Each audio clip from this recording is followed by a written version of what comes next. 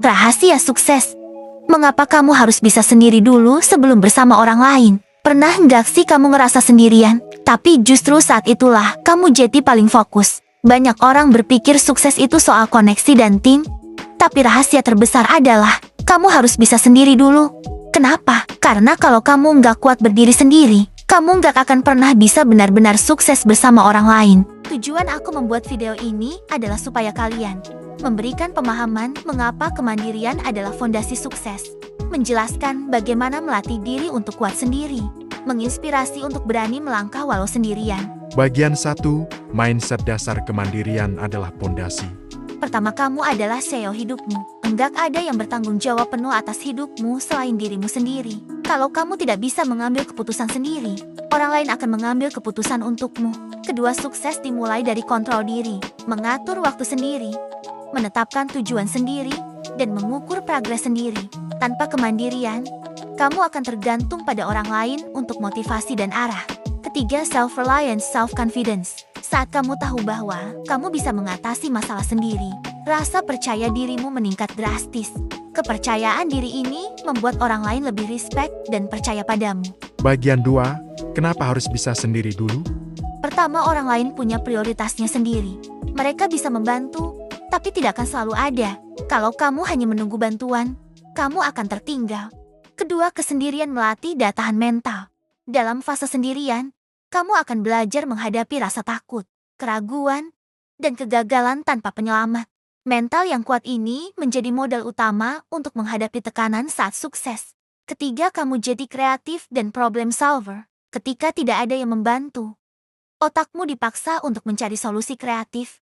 Banyak inovasi besar lahir dari keterbatasan. Bagian 3, contoh nyata dan inspirasi. Steve Jobs memulai Apple di garasi dengan sumber daya terbatas. Berani berdiri sendiri sebelum membentuk tim. J.K. Rowling menulis Harry Potter sendirian di kafe sambil mengasuh anak.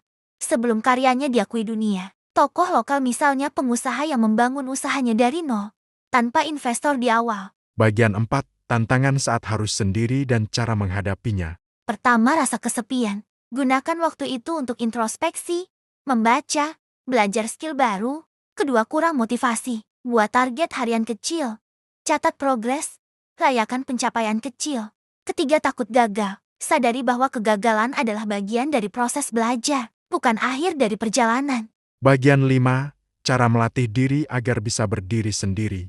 Pertama, bangun kebiasaan mandiri. Kerjakan tugas tanpa menunggu dorongan dari orang lain. Kedua, belajar skill baru tiap minggu. Skill senjata untuk memecahkan masalah sendiri. Ketiga, kelola waktu dan uang sendiri. Kemandirian finansial memperkuat kemandirian emosional. Keempat, ambil keputusan sendiri dan tanggung jawabnya. Jangan takut salah, tapi belajar dari setiap keputusan. Bagian 6, kesalahan umum yang harus dihindari.